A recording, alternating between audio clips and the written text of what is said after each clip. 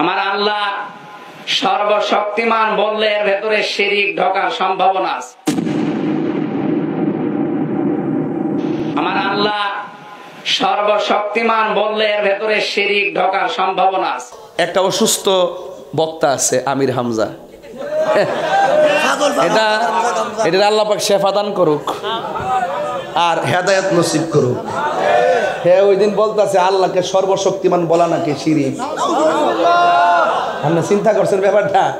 তোর আল্লাহ যদি সর্বশক্তিমান না হয়, তুই ভালো আসমানটা ভাঙস না। যে বানাইছে সেই ভাঙবে। তিনি ইন্নাল্লাহ আলা কুল্লি শাইইন কাদির। কাদির অর্থ বুঝে না?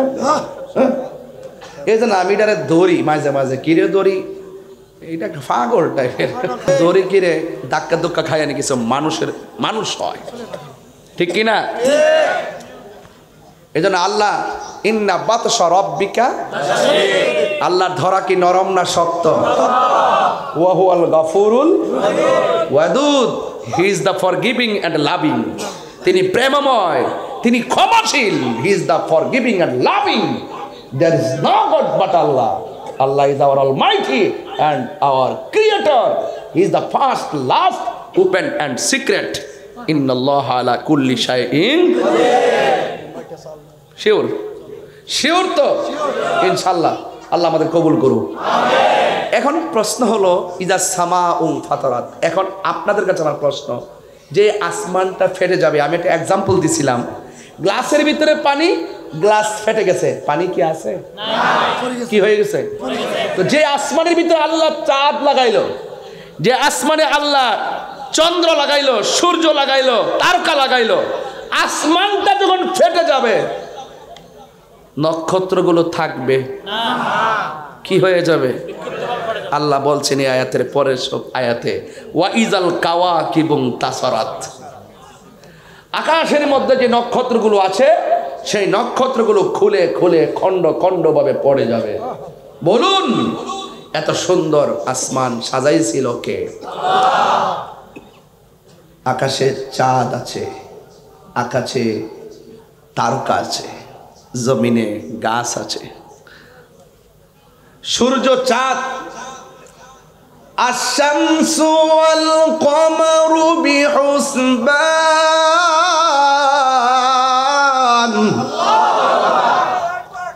বিহুসবান অর্থ কি হুজুর? এটা হিসাব মিলে চলে।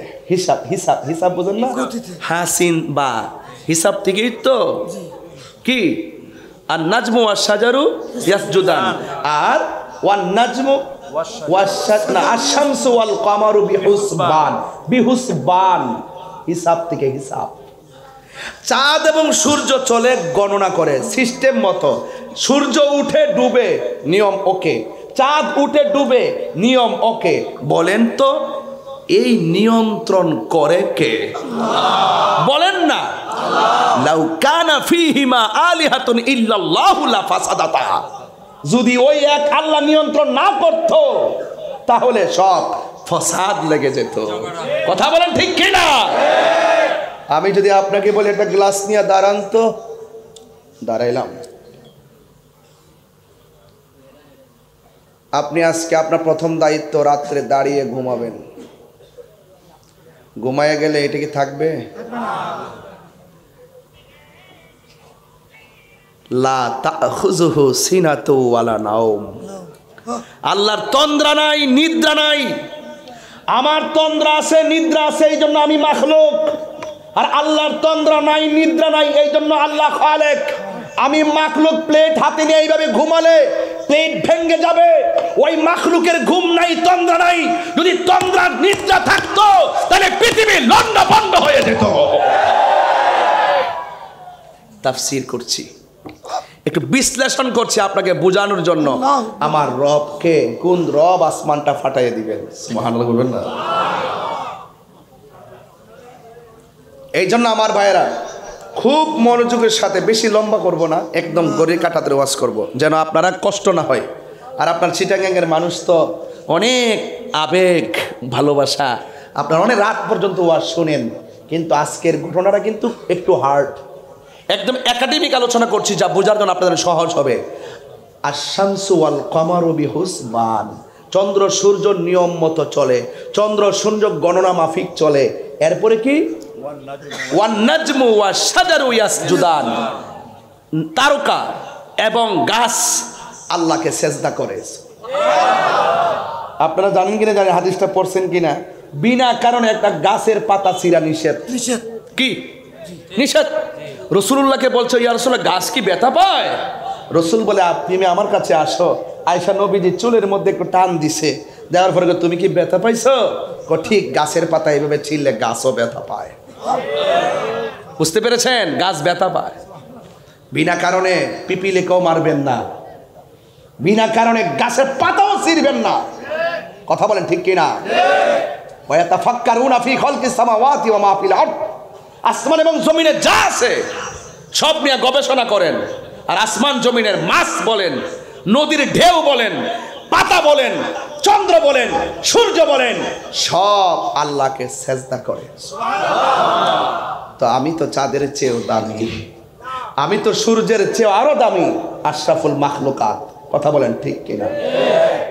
আল্লাহ বলে, এত মায়া করে বান্দা বানাইলাম, এত সুন্দর জমিন দিছে, জমিনে চলতেছে।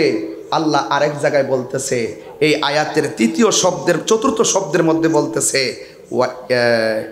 ওয়াইজাল, তৃতীয় আয়াতে বলতেছে ওয়াইজাল বিহারু ফুজ্জিরাত, এই জমিনে যত পানি আছে, নদী আছে, একটা তরঙ্গ শুরু হবে, এমন একটা উত্তাল ঢেউ শুরু হবে সুনামির মতন। চিৎকার মেরে কি আল্লাহু আকবার বলবেন না? এখন নবীজিকে সাহাবীরা প্রশ্ন করেন, ইয়া রাসূলুল্লাহ, যদি এমন তাণ্ডব শুরু হয়, মাঠে কয় শ্রেণীর মানুষ থাকবে? দুই শ্রেণীর। কয় কারা কারা? কয় ঈমানদার আর বেঈমান।